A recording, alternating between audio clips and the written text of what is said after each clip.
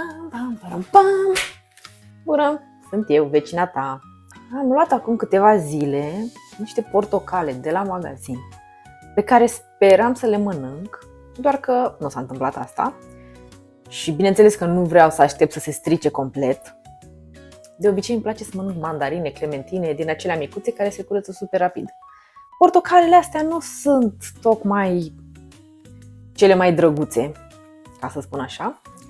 Și ce fac eu cu fructele atunci când sunt pe cale să se strice? Le transform în deserturi. Nu mă pot abține. O să fac niște biscuiți cu ciocolată și cremă de portocale. O să iasă o nebunie.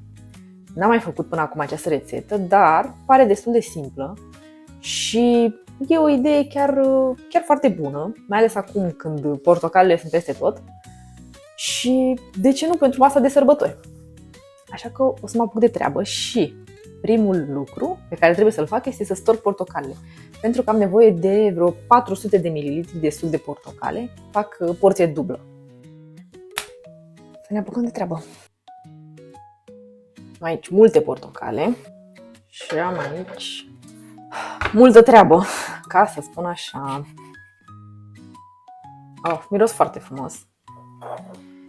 Ia să vedem cât suc îmi iese dintr-o singură portocală.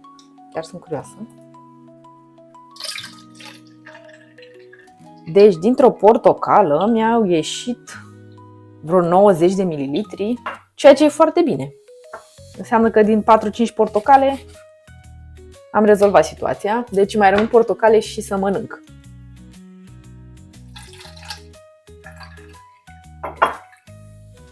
Am folosit 5. Perfect. Și acum hai să ne ocupăm de aluat. Aici am amestecat ingredientele uscate, am cacao, făină și bicarbonat de sodiu. Le-am amestecat cât de bine am putut, ca să se distribuie uniform bicarbonatul. Și aici am unt cu zahăr, pe care o să le bat cu mixerul până când o să se dizolve oarecum zahărul. Apoi o să adaug 2 ouă, pentru că fac o cantitate dublă, niște esență de vanilie, ingredientele uscate și 30 de ml de cafea rece. Aici sunt mai mulți, sunt 110, deci restul de 80 pot să-i beau eu. Chiar dacă e destul de târziu, dar vom vedea. Nu, îmi trebuie 60, am greșit. Îmi trebuie 60 de ml pentru că fac o cantitate dublă, dar trebuie să fie rece. O să-l și bag puțin la frigider, pentru că nu vrem să gătim oul și nici nu vrem să topim untul prea tare. Cam așa arată aluatul. Și acum spune cu mâinile umezite să formez biluțe. Ar trebui să-mi iasă cam 24 de biluțe. Acum nu prea vreau să mă murdăresc și vreau să fac și cantități destul de egale. Așa că am aici o formă din aceasta pentru înghețată și am un castronel cu apă rece. Pur și simplu o să-l am la îndemână. Iau câte un scoop și mi-e mult mai ușor și mult mai rapid să formez biscuiței. După aceea o să dau tava la frigider pentru jumătate de oră și în acel timp mă voi ocupa de cremă. Crema este destul de simplă, e ca o cremă clasică budincă de vanilie, doar că o facem de portocale. Doar amestecăm niște ingrediente într-o oală și asta e. Punem pe foc. Ia uitați! Perfect! Dar ia uitați ce drăguț ies! Bineînțeles că aici puteți să puneți orice fel de cremă doriți, poate chiar și o dulceață de portocale sau de orice altceva.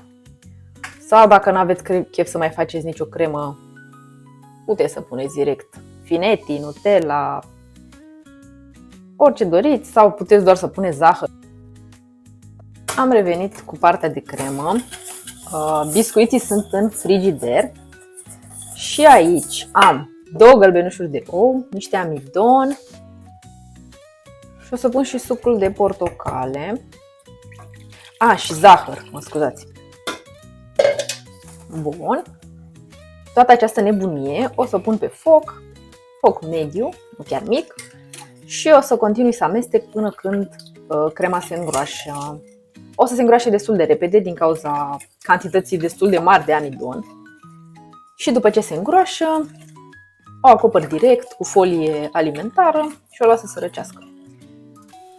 Și cam asta o să fie toată povestea. Este gata. Este foarte lucioasă, glossy. Wow! Extraordinar! Vă vine să credeți că din tot lichidul acela a ieșit această cremă deosebită. Acum o să iau de pe foc și o să pun vreo 30 de grame de unt, un cubuleț de unt, și o să o acopăr cu folie ca să se răcească și să nu formeze crustă. Ta-da! Ia uitați! Și acum la cuptor 170 de grade, vreo 11 minute. Vedem, poate îi lăsăm și mai mult, poate îi lăsăm mai puțin.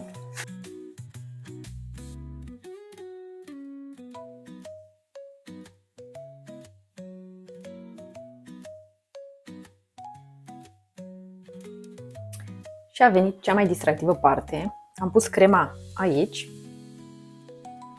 Doamne, ce drăguț! Deosebit! Pare că sunt niște ochiuri. Niște ouă de ciocolată. Și cam aceștia sunt biscuiții de Crăciun. Biscuiții ouă de ciocolată, biscuiții cu portocale, puneți-le cum vreți. Sunt delicioși și arată chiar foarte, foarte drăguț. Sper să-i faceți și voi, cei 5 fani ai mei de pe YouTube. Sau, de ce nu, să îi facă altcineva pentru voi și voi doar să-i mâncați. Iar ca și carte, aș recomanda această carte pe care am luat-o de la o revistă, de la un chioș de ziare, de fapt. Nici măcar n-avea revistă, era direct cartea. Este cu prăjituri din acelea clasice de gospodină și am găsit chiar ceva asemănător cu biscuiții aceștia, doar că se numesc pogăcele. Eu când aud pogăcele mă gândesc la niște chifteluțe, la niște plăcințele, la orice altceva, numai la fursecuri de genul, nu? Ia uitați! Și sunt multe alte rețete din acestea clasice, ia uitați, biscuiți în două culori, arată ca un chec din acela marmorat. Dacă nu mă înșel, e și rețeta de chec pe aici, dar pentru cei nostalgici, poate este o carte interesantă. Până data viitoare, vă las cu vecinele! Vecinele!